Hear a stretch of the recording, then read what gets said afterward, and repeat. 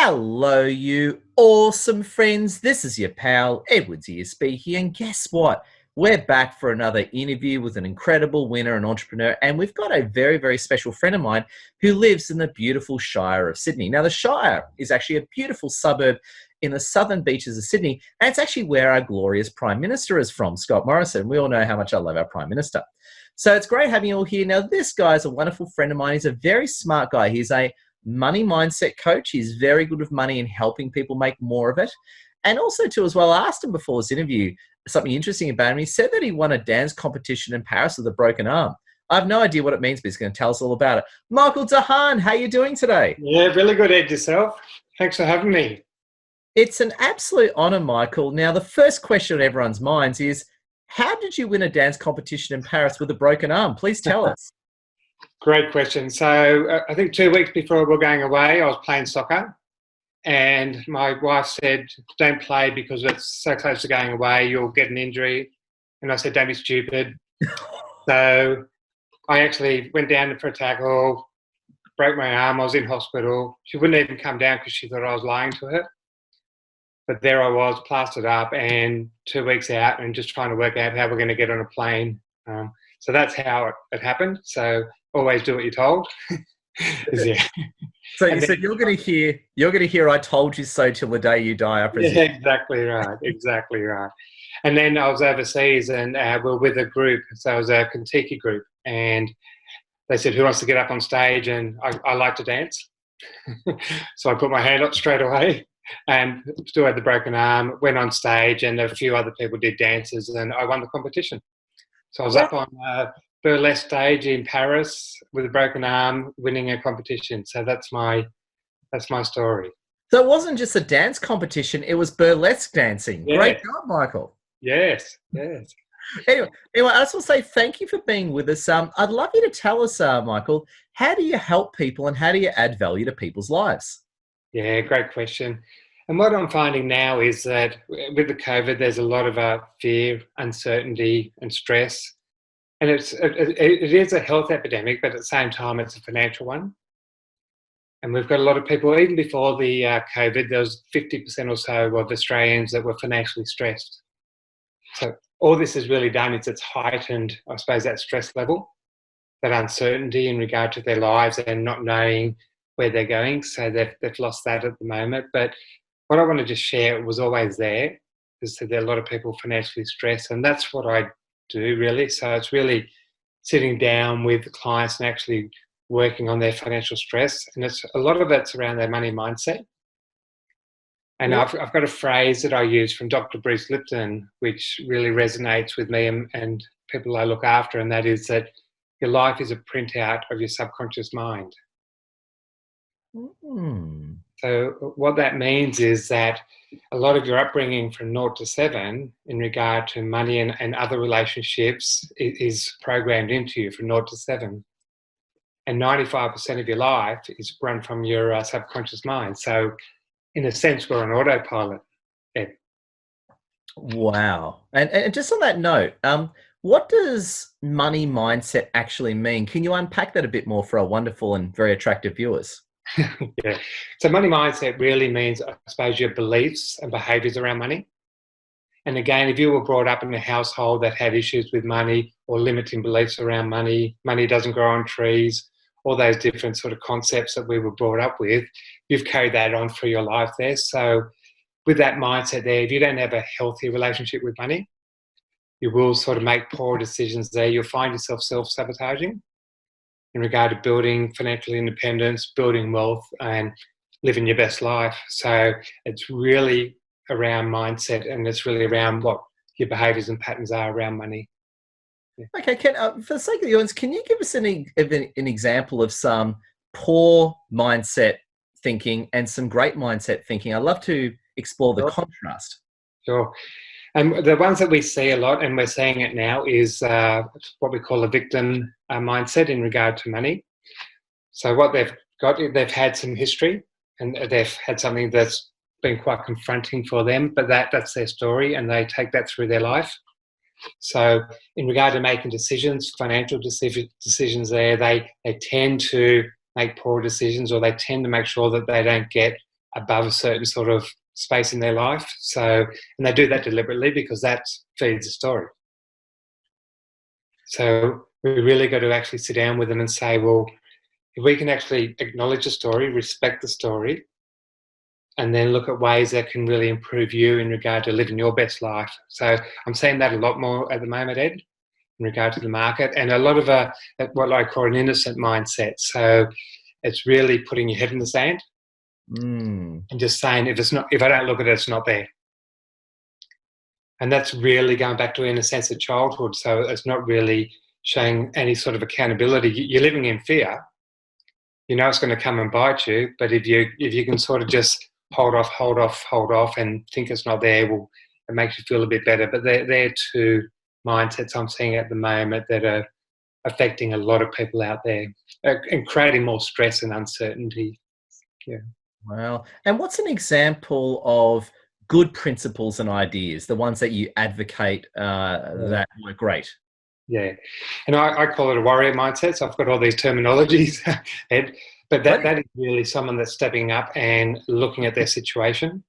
So an example of that is that they'll sit down, doesn't matter what's going on, they'll sit down, look at their budget and just say, this is my reality. This is what's happening. I feel good. I'm doing that. I'm doing that. Yes. I'm not a victim. Yes. Exactly. I'm doing it. Can I be honest with you? Can I jump in? Sure. I was getting really nervous when I asked that. I thought, thank God I'm in the right category. Continue. I just want to let you know I'm off the hook. Yeah. Yeah. And then whatever their reality is, there's a strategy around that. So then they reach out. So they'll go to key people, or it could be me, it could be their accountant, it could be their financial planner. And they'll just say, here's where I am currently. What's the strategy? I want to feel in control. I want to have some certainty in my life. What's the plan? What can I get from the government as an example? My income's dropped 20%. I've even lost my job. What can I do with the banks? They're just having a really clear strategy. They're doing it from a real conscious space. So they're making really good decisions. So that's a very healthy mindset that we try and encourage with our clients.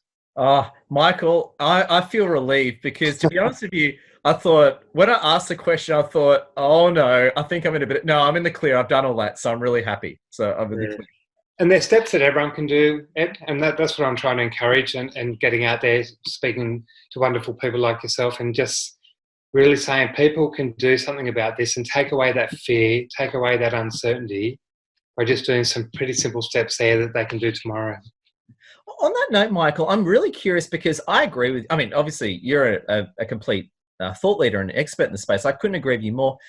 Why do people, I've never been one to ignore reality. I've always been a one to, I'm the first guy to stick my head in the oven if I have to, right?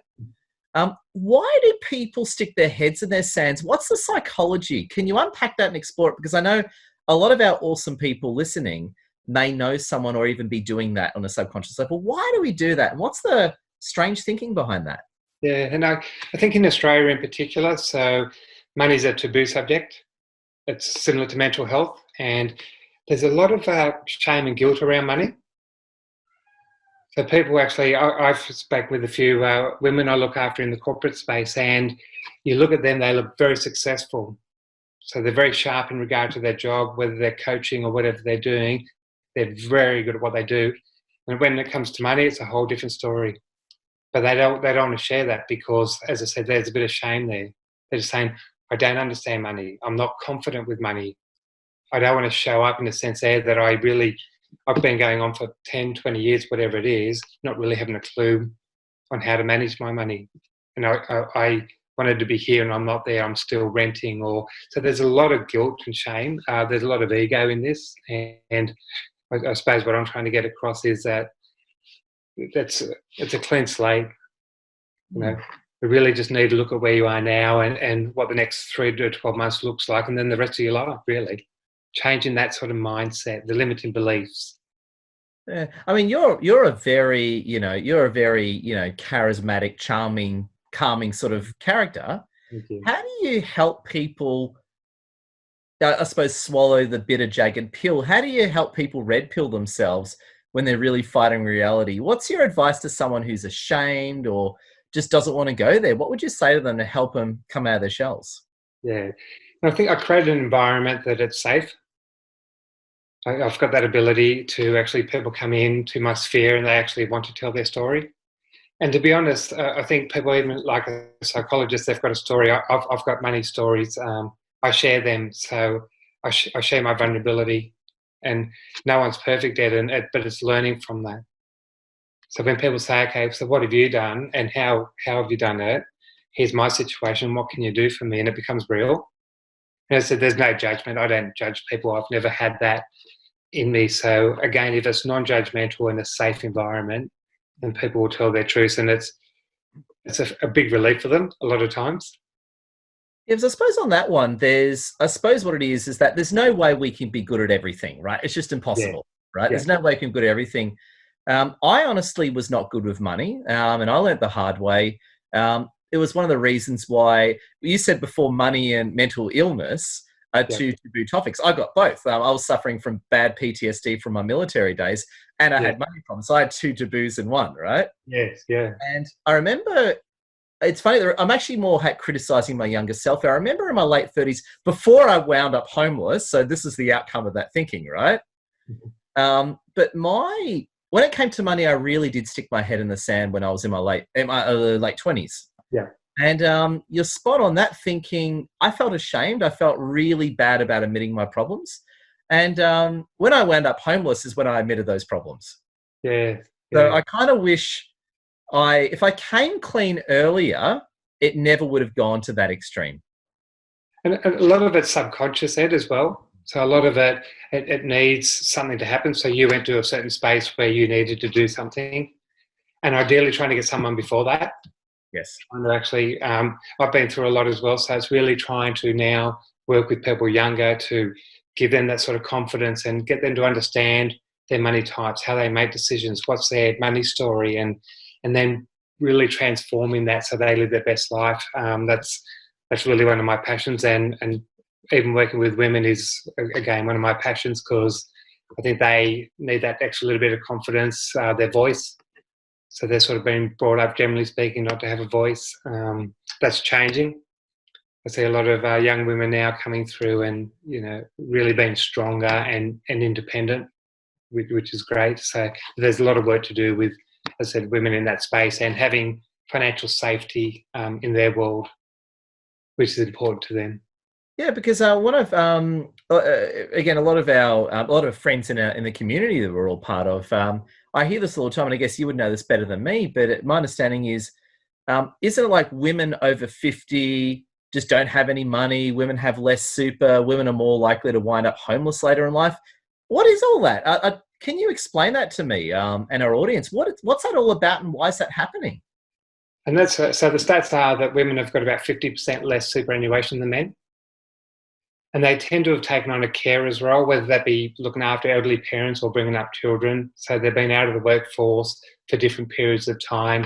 They work more part-time in regard to, as I said, caring for family. They don't get paid as much as men. That is changing again, which is really exciting.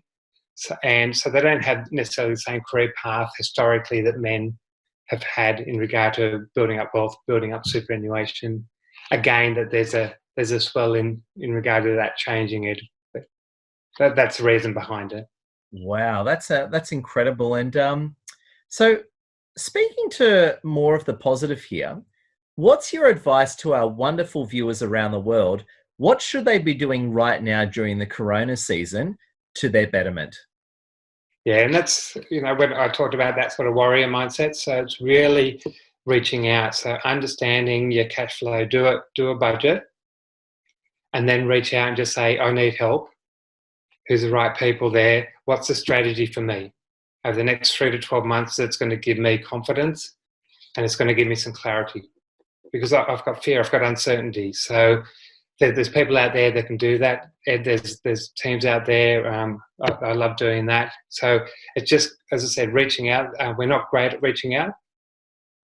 We tend to try and work it all out ourselves there. But I was a great believer in that. As soon as this came up, I reached out to my mentors and my team, said, here's what's going on. Here's what it looks like. I want you to start building some strategies to support me and my family. And straight away, you just get that sense of relief. And it mightn't play out there, but we've got backup plans all the way, which is great. Yeah. I think it's incredible. And I was going to say as well, on that note, what are some of your closing points and ideas you want to share with the audience to help them not only survive during Corona, but thrive as we come out of it? And I think that's to look at your life now. I think this is a reality check. So look at your life, where you're struggling, and really this has just heightened it. That's all it's really done, and it'll go away in 3 months, 12 months. So then really, I suppose, go out, keep that in mind, and saying, well, how do I be a better service to myself? What have I learned from this? And what can I take away? What can I do better? I'm just seeing people leaning in. I'm seeing a lot of love. I'm seeing a lot of people caring. I'm seeing community coming together. So that's really inspirational for me. So I think it's for everyone to actually learn. Don't sort of get over it and move on and not change anything. Take your learnings there and go, I can really do something different in my life, and whatever that means to the person. Yeah. I love exactly how you put it. That's been, as we've spoken off camera as well, this has been our lessons as well. To me, just getting through Corona and going back to status quo once it's all over, to me, that's not success. That is setting yourself up for failure. I think the worst thing anyone can do is just stick there, dig a hole in the ground, hide in a bunker for 3 months and come back and go back to status quo. I think that's a recipe for future disaster. Exactly right. Exactly right. Yeah. And people I hear all the time, and it's they say, I can't wait for it to go back to where it was, and we ain't going back. Yeah. The future's exciting. The future's, as I said, we're seeing people come together. We're seeing support. We're seeing people do different things, and that's quite exciting. Seeing some of the stuff that's happening, and that will continue. So when you've got that, I want to go back. I think if we can just change our mindset, the future's exciting. I'm just going to live day by day. I'm going to communicate well. I'm going to have people that have got my back. I'm going to get through this, and then what the future holds, let's just trust that. I don't know. After hearing you, Michael, I think you should run for office. You could be the next prime minister. I mean, Cronulla seems to produce a lot of prime ministers. Yeah. Food for thought. Well, if you run for office, I'll definitely love to be your campaign manager. It'll be an honour. I'd appreciate that, Ed. But no, thank you, Michael. I just want to say I really appreciate your time. And just so you know as well, we've got wonderful and attractive viewers and fans around the world. How can people get in contact with you, Michael? What's the best way people can reach out to you? So the best way is to go on my website, which is www.caretogrow, caretogrow.com.au. They can hit a link in regard to a free consultation. I can touch base with them for half an hour. There's a lot of value in that. There's no cost for that. It's really just getting to understand them and how we can add value. But they can follow me on LinkedIn, so Michael Haan at LinkedIn, so they can, again, follow some of the... I'm just putting out a lot of information at the moment, a lot of education, just trying to, as I said, lead by authority and get people in a better position. It's a pleasure. Michael, I just want to say thank you for being on our wonderful show. And friends around the world, if you're watching again, if you want to get in touch with Michael, again, jump on his website, follow him on LinkedIn, or if you like, send me a message. I can always introduce you to Michael as well. Michael, I just want to say a big thank you for being so generous with your knowledge. And Michael, we absolutely appreciate you. Thank you. I'm grateful for you having me. Appreciate that. Thank you.